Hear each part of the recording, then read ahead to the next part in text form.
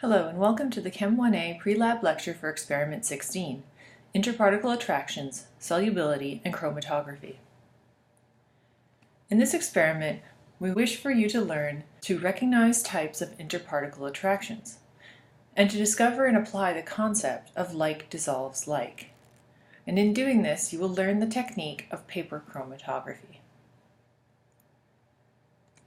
The experimental objectives are to use the technique of paper chromatography to assess the polarity of felt tip versus permanent markers and the different color dyes within them. The second objective is to use the scientific method of prediction, experiment, and observation to explore the properties that govern miscibility. So we'll start out with what are interparticle attractions. Well, if we look at the prefix inter versus the prefix intra, we can kind of contrast the two terms of intraparticle forces and interparticle attractions.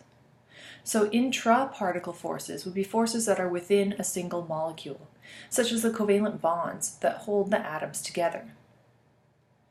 Interparticle attractions are the forces that hold molecules or particles together. So these would be things that attract one molecule to another, or even one ion to another. So they're distinct entities being attracted to each other. The strength of interparticle attractions is very important, and it can be used to predict physical properties such as melting point, boiling point, and solubility. So here's the example of intraparticle forces. So we could see the covalent bonds that attach the hydrogen to the oxygen to make water. That is an intraparticle force. But if we look at individual water molecules being attracted or repelled from one another, this is an interparticle attraction. And as we'll learn later, this interparticle attraction is actually called the dipole-dipole force. So there are a few different types of interparticle attractions. We'll begin with one that you learned early on in the semester, which is ionic bonds. And that is where a metal donates an electron to a non-metal so that the metal gains a positive charge through the lack of an electron and the non-metal gains a negative charge, and that the charges attract one another. And these charges are formal, they can be quantified. They are the transfer of electrons from the metal to the non-metal. So below we have an example here of sodium and chloride reacting, and we can see that the outer valence electron with the star here is transferred from the sodium ion to the outer valence shell of the chlorine atom. The sodium ion has a full second orbital with no electrons in the third orbital, and the chlorine now will have a full third orbital. And so, as I mentioned, we have a cation and an anion, and we represent those with formal charges, indicating the number of electrons transferred. So sodium 1 plus, chloride 1 minus. And so dipole-dipole interactions are actually quite similar to ionic bonds, except they're a little weaker. And they occur between polar molecules. So you will recall that polarity is derived from the unbalanced electronegativity of atoms within a molecule. And so if one atom is bonded to another atom with a greatly different electronegativity, then the electron cloud that surrounds this covalent bond will be pulled more towards one of the atoms, the more electronegative atom, and less around the less electronegative atom. And so what this gives is called a partial charge. And we represent partial charges using the delta symbol before our positive or negative charge. So this means in my example molecule on the right of acetone that the oxygen is a little bit negative and the central carbon is a little bit positive. And so this creates polarity within the molecule in that there's more electrons pointing up towards the oxygen than pointing down towards the carbon. And so the acetone molecules will line up so that the negative oxygen is pointed towards the positive carbon. and then again positive carbon, negative oxygen. And this will hold the molecules of acetone together. Another type of interparticle attractions is truly just a special type of dipole-dipole interaction, and this is called hydrogen bonding. Hydrogen bonding occurs between oxygen-hydrogen groups and nitrogen-hydrogen groups. And it's particularly important because it's very abundant in biological organic molecules. So your DNA, your proteins, your lipids that make up your body have a lot of these OH and NH groups, and it is the dipole-dipole interactions between these groups that make hydrogen bonds that hold, for instance, your DNA strands together. So in a hydrogen bond, the hydrogen atom has a slight positive charge, and the oxygen or the nitrogen has a slight negative charge. And so the hydrogen atom is going to be attracted to the lone pair electrons on the neighboring nitrogen or oxygen atom. So here's one example. I have a simple amine here, ethylamine, and water. And so you can see that because this hydrogen in water is bonded to an oxygen, it is going to have a slightly positive charge. And that slight positive charge is going to be attracted to the lone pair electrons on this nitrogen atom here. Another example, water to water. So I showed you earlier with the little delta plus and delta minus, but here through the dashed line you can see the direct interaction between the slightly positive hydrogen and the lone pairs on the oxygen. Now we can actually have more than one hydrogen bond occurring between two molecules. I just kind of rotated my example that I first showed you and placed it over here, and now we can see that because we have the OH bond here and the NH bond here, this hydrogen is a little bit positive, and so it's attracted to the oxygen of water. And this hydrogen is a little bit positive due to its bonding with oxygen, and so it's going to be attracted to the lone pair on this nitrogen. It's important to note that hydrogen bonds are not covalent bonds, but they are just a dipole-dipole interaction. We are not talking about the bond between the nitrogen and the hydrogen when we say hydrogen bonding. We are referring to the attraction between the hydrogen on another molecule with a nitrogen, or a hydrogen on a molecule with an oxygen on a separate molecule. Remember, interparticle attractions. Okay. And the last type of interparticle attractions that I will be covering today are called London dispersion forces. And these are like temporary, instant-in-time dipoles that are formed through shifts in the electron cloud from one atom to another in a covalently bonded molecule. These are the weakest of all interparticle forces, mostly because they are temporary and they do not form a stable interaction.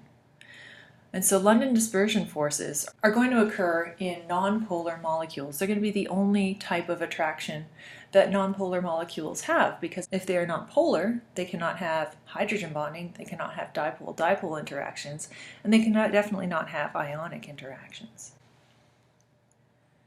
So a good way to illustrate London dispersion forces is with a molecule of iodine. So the chemical formula of iodine is I2, where we have one iodine atom covalently bonded to another. And because these atoms are exactly the same, there's no change in the electronegativity from one atom to another, so we have no dipole. However, if we blink in an instant of time, we may see that the electron cloud is surrounding one of the atoms a little bit more than one of the other atoms. And so we end up with a slight negative charge on one side of an iodine molecule. And this negative charge here will repel the electrons in a neighboring iodine molecule, pushing them over so that we end up with a slight positive charge on the neighboring iodine atom in a separate molecule. If we blink again, we'll see it shift the other way, and these electrons that have been pushed over here will switch back, and we'll see a large electron cloud here. That large electron cloud will push on the electrons here and shove the large cloud here over to the left. And so it'll just swap back and forth and back and forth in moments in time. And this will gently hold the molecules together. But again, it is gently, and it is a very weak interparticle force. Okay. Moving on, another term that we introduced in our learning objectives was the term miscibility. Miscibility is the word we use when we want to talk about the solubility of one liquid within another. And molecules that share interparticle attractions, so that have the same types of interparticle attractions, are usually miscible within one another. When you're trying to remember this word, you might think that miscible sounds a little bit like mixable. So it's two liquids that when you mix them together, that when you stir, you can't see the difference between the two liquids anymore. They become a homogeneous single liquid. And once again, because this mixability or miscibility is dependent on shared types of interparticle attractions, we can predict whether two solutions will be miscible by looking at their polarity. So the miscibility is primarily determined by how polar the two types of molecules are. So since it is the shared nature of the interparticle forces of two liquids that determine whether or not they will be miscible, we can simplify this concept with the phrase like dissolves like, so that we can say that polar mixes well with polar.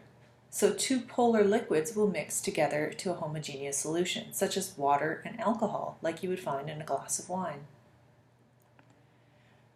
The flip side is that nonpolar mixes well with nonpolar. And while acetone is a slightly polar molecule, we can generally call it nonpolar because it's a lot less polar than, say, water. And so the reason that your nail polish can be removed with acetone is that they are both relatively nonpolar molecules, and so that the nail polish will mix with the acetone, become soluble in the liquid, and come off your nails.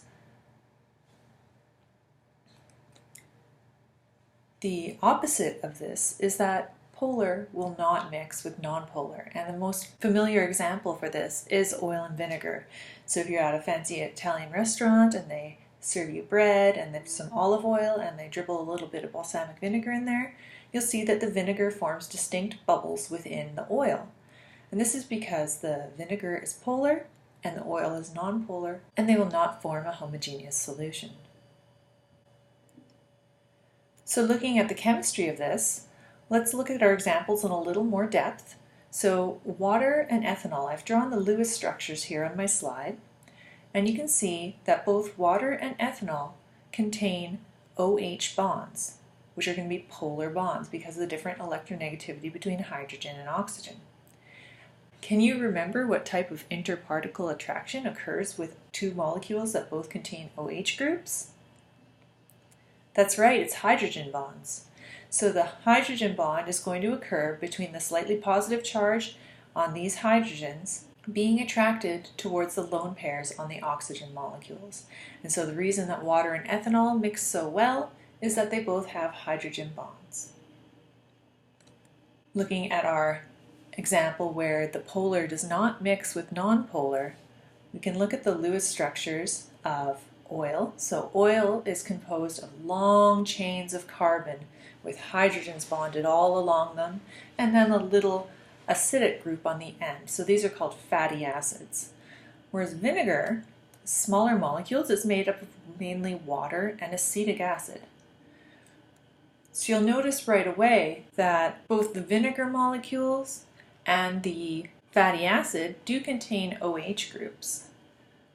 However, the long carbon chain shown here in the fatty acid is the majority of the molecule, and it is non-polar. And so even though the water might be attracted to this little end of the oil, and same with the acetic acid, might be attracted a little bit to the acidic part of the oil, the long carbon chain gives the majority of the molecule a non-polar character, and so that part of the molecule will not interact with the vinegar. And that's why we see the separation between the oil and the vinegar in the plate.